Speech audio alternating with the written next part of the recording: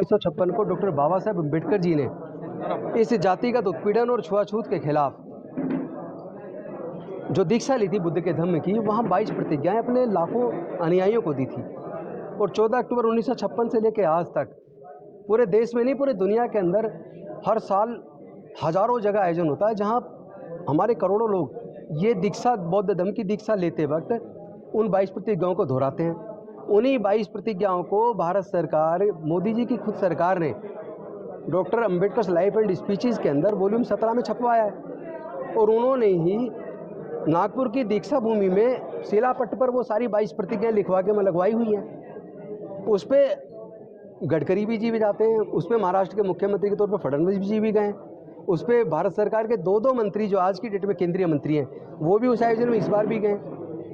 तो जिन प्रतिज्ञाओं को इतना बवाल मचाया इन्होंने, तो इन्होंने जो मेरे नेता अरविंद केजरीवाल जी, इन्होंने मुझे इतना सम्मान दिया और सहयोग दिया अच्छी योजनाएं बनाने में, चाहे वो जय भीम मुख्यमंत्री प्रतिभा विकास योजना बनाई हो, चाहे वो सीवर सफाई की मशीनें लाने वाला, सीवर में अंदर दिल्ली में उतरने पर रोक लगाने वाला मसला हो, तो जिन्होंने इतना मुझे सहयोग दिया, सम्मान दिया, उनको जिस तरह घसीटा गया, जबकि उनको पता भी नहीं है, उनका कोई लेना देना नहीं है, मेरी पार्टी का इस धम्म दीक्षा दिवस से कोई लेना देना नहीं है। और उसमें मैं एक व्यक्तिगत कैपेसिटी में, मैं व्यक्तिगत तौर पे उसमें शामिल हूँ बाबा साहब के सिपाही होने के नाते। और वहाँ राजरतन जी ने वो प्रतिज्ञाएं दिलवाई हैं और सब ने दोहराई हैं, हज़ारों लोगों ने दोहराई हैं, और पूरे देश में हज़ारों लाखों करोड़ों लोग दोहरा रहे हैं। उसको पकड़ के मुद्दा बना के जिस तरह भारतीय जनता पार्टी मेरी पार्टी को और मेरे नेता अरविंद केजरीवाल को बदनाम करने की कोशिश कर रही है, इससे मैं आहत हुआ हूँ। क्योंकि एक तरफ हमारे लूट के हत्या और इस पे तो वो नहीं बोलते। आपने लिखा है मैं आज 2 बंधनों से मुक्त हुआ। हाँ, मैं जो एक मंत्री के तौर पर जो समाज के हक अधिकार की लड़ाई को जिस मजबूती से रोड पे लड़ना चाहिए, उसमें मंत्री के तौर पे कहीं ना कहीं बंदिश होती है। तो आज मैं अपने आप को मुक्त महसूस कर रहा हूँ। मैं अपने समाज के हक अधिकार की लड़ाई को बेहद मजबूती से लड़ूंगा। ये जो मुझे धमकी दे रहे हैं ना, मैं इनसे डरता नहीं हूँ। ये हत्या कर सकते हैं मेरी, मेरे परिवार की, लेकिन मैं अपने समाज के, अपनी बहन बेटी की इज्जत की लड़ाई को, मान सम्मान की लड़ाई को लड़ूंगा, चाहे इसके लिए मुझे कुर्बानी देनी पड़े। कौन धमकी दे रहा है आपको? मेरे, आप देखो ना ट्विटर पे, फेसबुक पे, और मेरे फोन पे देखो कितने फोन आ लिए धमकी के। आपने कोई शिकायत कराई है? नहीं, शिकायत तो अब देखेंगे ना, गृह मंत्री जी देखेंगे। शिकायत आपके माध्यम से करवा तो रहा हूँ।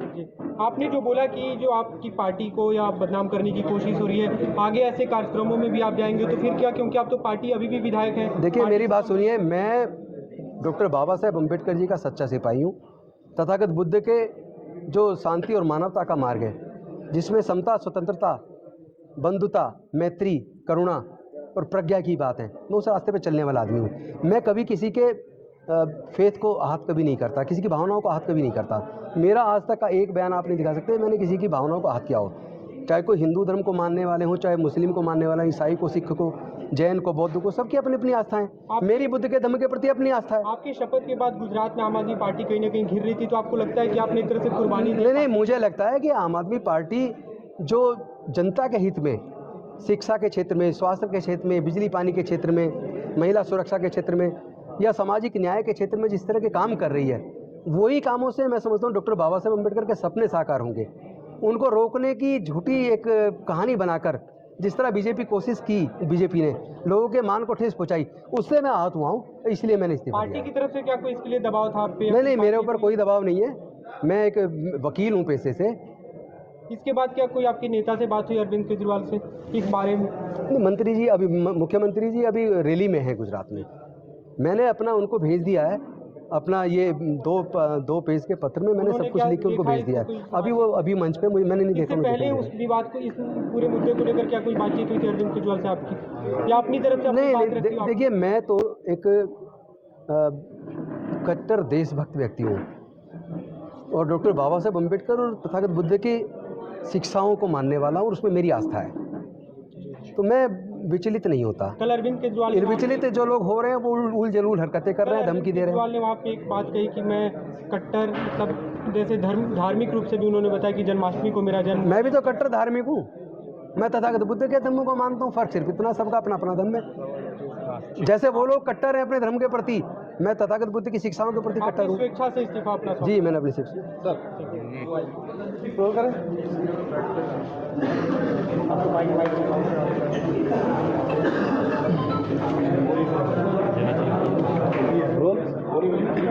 Hello hello hello hello. Delhi सरकार के मंत्री राजेंद्र गौतम ने अपना इस्तीफा दे दिया है। लगातार कंट्रोवर्सी चल रही थी और अब सर आपने इस्तीफा दिया है, वजह क्या है? क्या मान रहे हैं कि जो पूरे हालात बने, लगातार भाजपा के आप लोगों के आपके इस्तीफे की मांग भी कर रही थी? एक्चुअली जिस तरह मेरे समाज के लोगों का मूंछ रखने पे हत्या हो रही है, मंदिर में जाकर मूर्ति छूने पर हत्या हो रही है, घड़ा छूने पे इस तरह से निर्मम हत्या हो रही है, बहन बेटी की सामूहिक बलात्कार करके जिस तरह फांसी पे लटका के हत्या हो रही है, मैं इससे आहत हूँ कि मेरे देश के माननीय प्रधानमंत्री जी, गृह मंत्री जी और देश के कोई बड़े नेता इस पर बोल नहीं रहे हैं। इससे मेरा दिल पहले से दुखी था और ऊपर से जो सामाजिक इस भेदभाव, छुआछूत, ऊंच नीच और पूरे जीवन में जो इस तरह का उत्पीड़न डॉक्टर बाबा साहब अम्बेडकर जी ने झेला और उसके बाद उन्होंने देखा कि कोई सुधार की संभावनाएं नहीं है, तो उन्होंने 14 अक्टूबर 1956 को बुद्ध के धम्म की दीक्षा ली और वो 22 प्रतिज्ञाएं अपने समाज के लाखों अनुयायियों को दिलाई और तभी से हर साल अशोक विजयदशमी पर ये आयोजन होता है जहां ये 22 प्रतिज्ञाएं दिलवाई जाती हैं। और यहाँ तक कि भारत सरकार ने, मोदी जी की खुद के केंद्रीय मंत्री जी ने वही 22 प्रतिज्ञाएं डॉक्टर बाबा साहब का लाइव एंड वो स्पीच, राइटिंग्स एंड स्पीचेज के अंदर वॉल्यूम 17 में छपवाई है और वही 22 प्रतिज्ञा भारत सरकार ने नागपुर की दीक्षा भूमि में एक शिलापट पर लिखवा के लगाई है।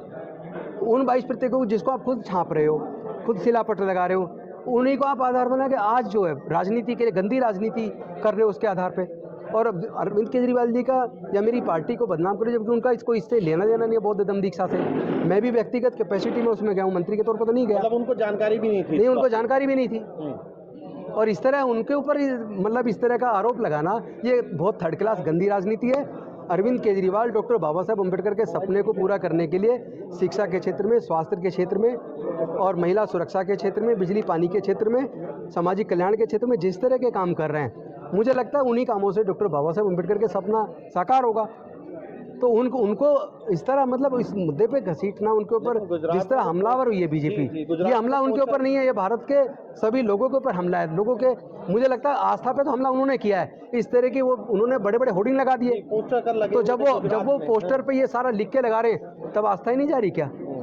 तो कटकोरी राजनीति है और ये हमारी पार्टी को, मेरे नेता को बदनाम करने की साजिश है। राजनीति किसी दबाव के कारण आपने ये इस्तीफा दिया? नहीं, मैं एक वकील आदमी, लोगों को न्याय दिलाता हूँ कोर्ट में लड़के, मुझे क्या बात का दबाव? तो क्योंकि ये पूरा घटनाक्रम घटा, क्या अब आगे अपनी पार्टी में बने रहेंगे? किस तरीके? नहीं, मैं एक पार्टी का एक सच्चा सिपाही होने के नाते अपनी पार्टी के लिए भी काम करूंगा और अपने समाज की बहन बेटियों की इज्जत आबरू के लिए, अपने लोगों के हक और अधिकार की लड़ाई को लड़ूंगा। उसके लिए मेरा पूरा जीवन उसी में जाएगा। भाजपा का कहना है कि उनके दबाव के कारण लगातार वो इस्तीफे की मांग कर रहे थे, उसके कारण इस्तीफा दिया आप लोगों ने। अभी भाजपा इतनी ताकतवर नहीं हो गई है कि भारत के लोगों को ही दबाव में ले आए। भाजपा तो बहुत कमजोर है, छोटे छोटे मुद्दों पे बौखला जाती है और बहनों के ऊपर जुल्म किए जाए, हत्याओं के ऊपर बोलती तक नहीं है, इतनी हिम्मत नहीं बोल दे। मैं पूछना चाहता हूं, जितेंद्र मेघवाल के मुंह से रखने पे हत्या पे क्या प्रधानमंत्री जी, गृह मंत्री जी ने एक शब्द बोला? क्या इंद्र मेघवाल के घड़ा छूने पे हत्या पे एक शब्द बोला? क्या हाथरस की बेटी के ऊपर, या जो अभी 2 बेटियों को हमारे बलात्कार करके उनको फांसी पर लटका उस पर एक शब्द बोला? तो वो पता इससे लगता है कि वो कितने बुज़दिल लोग हैं, उनके अंदर हिम्मत नहीं बोलने की। आपके दो पेज का पत्र है वो हमने पढ़ा, उसमें आपने लिखा मैं बंधन से मुक्त हो गया, तो फिर क्या अब निश्चिंत हो गई, अब इस तरीके के कार्यक्रम में आप जाएंगे? निश्चिंत हो गए। मैं समाज के हक और अधिकार की अब लड़ाई को बहुत मजबूती के साथ लड़ूंगा। मेरे समाज के हक अधिकार छिन रहे हैं, उत्पीड़न हो रहा है, मैं उस उत्पीड़न के खिलाफ न्याय की लड़ाई को लड़ूंगा। कोर्ट में एक वकील के तौर पर भी लड़ूंगा, ये कहा, और एक विधायक के तौर पे अपनी विधानसभा में उठाऊंगा और हर मंच पे जाके पूरे देश के अंदर उठाऊंगा। ये कहा गया कि जो आहत हुई हैं भावनाएं उसके इस पूरे घटनाक्रम के, आहत तो हमारी हुई हैं कि उन्होंने एक झूठा प्रपंच रच के मेरे नेता अरविंद केजरीवाल को की गरिमा को गिराने का कोशिश की। मेरी पार्टी जो समाज कल्याण के लिए इतने अच्छे काम कर रही है, जो शिक्षा और स्वास्थ्य के क्षेत्र में इतने अच्छे काम कर रही है, उसकी रेपुटेशन को डाउन करने की इन्होंने एक कोशिश की है। एक ऐसा अपराध इन्होंने किया है जिससे मेरे पूरे समाज के, पूरे देश के लोग आहत हैं। तो मेरे समाज के लोग, मेरे देश के लोग बीजेपी को जवाब जरूर देंगे, उनको खामियाजा भुगतना पड़ेगा, देखिएगा आप। क्या ये गुजरात मैं पूछना चाहता हूँ, उनको डॉक्टर बाबा साहब अम्बेडकर से, दलित पिछड़ा आदिवासियों से उन्हें नफरत क्यों है? तो ये क्या गुजरात चुनाव का दबाव था आप लोगों पे भी इस तरीके? नहीं, मेरे पे किसी प्रकार का कोई दबाव नहीं है। मैं अपने समाज की लड़ाई को एक विधायक के तौर पे भी और एक वकील के तौर पे भी लड़ूंगा। तो आप ये निश्चित कर रहे हैं कि आपकी पार्टी का इससे लेना देना नहीं? नहीं, ये मेरा व्यक्तिगत, नहीं, ये मुख्यमंत्री की जानकारी में नहीं था। ये मेरा मेरे समाज का प्रोग्राम था और वो हज़ारों जगह हो रहा है। आज भी लखनऊ में मैं गया नहीं हूँ, मैं तो उसमें भी एक अतिथि के तौर पे उसमें भी इनवाइटेड था। संक्षेप में फिर समझा दीजिए फिर इस्तीफा क्यों देना पड़ा जब आपको लग रहा है कि सबसे नहीं, मुझे लग रहा है कि मुझे मेरे समाज की हक और अधिकार की लड़ाई के लिए अब रोड पर उतरना होगा, इसलिए दिया है। जी तो राजेंद्र गोपाल गौतम